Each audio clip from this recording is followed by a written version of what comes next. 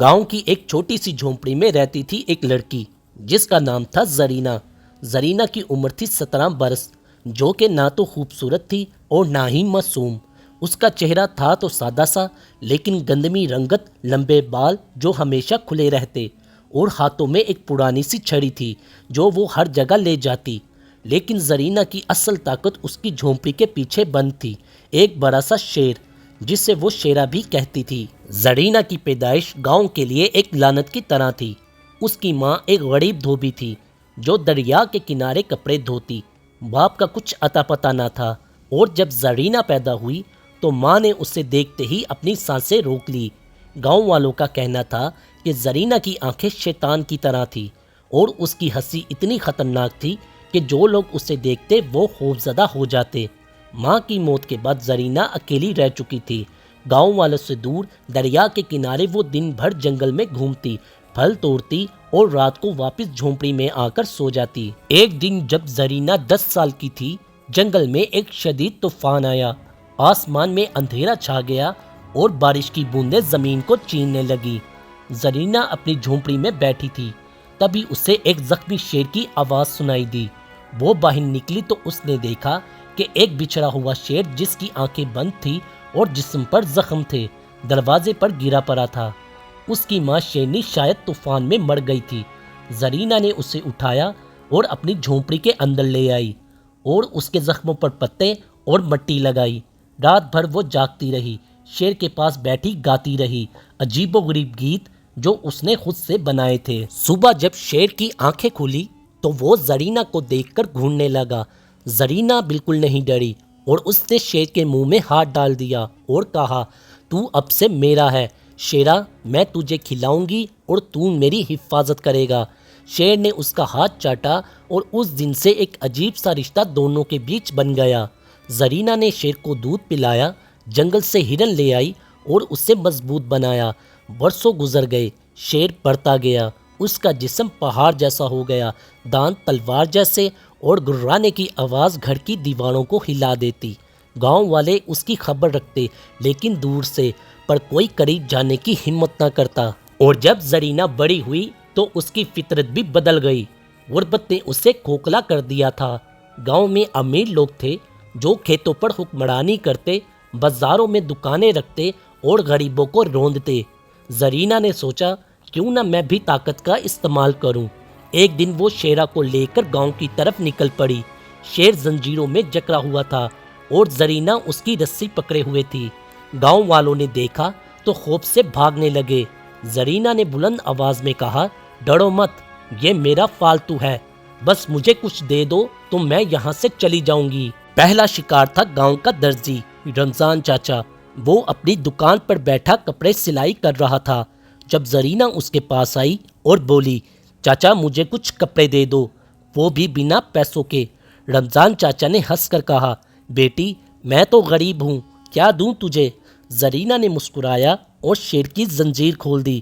شیرا کا گرانا سن کر رمضان چاچا کی روح تک کپ کپا اٹھی۔ لے لے، یہ رہے کپڑے۔ زرینہ نے کپڑے لیے اور شیر کو دوبارہ باندھ دیا اور وہاں سے چلی گئی۔ اس دن سے زرینہ کی شہرت پھیل گئی، شیر والی لڑکی آئی ہے۔ لوگ اسے دیکھ کر چھپ جاتے اور بھاگنے لگتے، اور وہ جو کچھ مانگتی اسے وہ دے دیتے۔ دن گزرتے گئے اور زرینہ کی ہمت بڑھتی گئی۔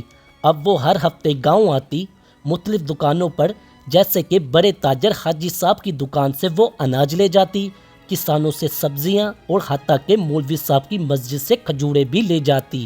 یہ سب کچھ اللہ کی طرف سے ہے، وہ کہتی، جو نہ دے گا اسے اللہ کی سزا ملے گی۔ لوگ ڈر جاتے کیونکہ شیر کی آنکھیں سرخ ہو جاتی جب زرین اسے اشارہ کرتی۔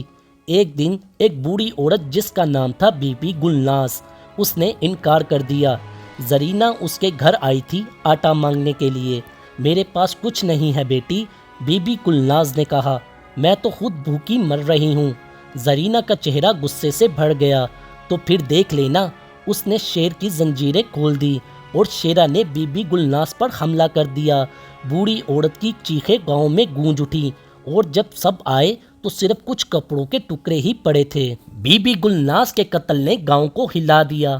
لوگ رات کو دروازے بند کرتے اور بچوں کو گھر میں ہی رکھتے۔ زرینہ شیرہ کو پیار کرتے ہوئے جنگل واپس چلی گئی۔ تو میرا بہادر شیرہ ہے۔ شیر خاموشی سے اس کی طرف دیکھتا جیسے کچھ سمجھ رہا ہو۔ گاؤں والوں نے مل کر سوچا کہ کیا کریں۔ تھانے دار کو بلایا لیکن وہ بھی ڈر چکا تھا۔ یہ تو جنگلی جانور ہے، اس نے کہا حکومت کو بتائیں، مگر حکومت دور تھی اور زرینہ کی طاقت قریب۔ زرینہ کی کہانیاں دور دور تک پھیلنے لگی۔ قریبی قصبوں میں بھی لوگ سنتے کہ شیر والی لڑکی آ رہی ہے تو وہ اپنا سامان اٹھا کر گاؤں چھوڑنے لگے۔ زرینہ کو خوشی ہوتی اور وہ شیر سے کہتی کہ اب یہ سب کچھ میرا ہے۔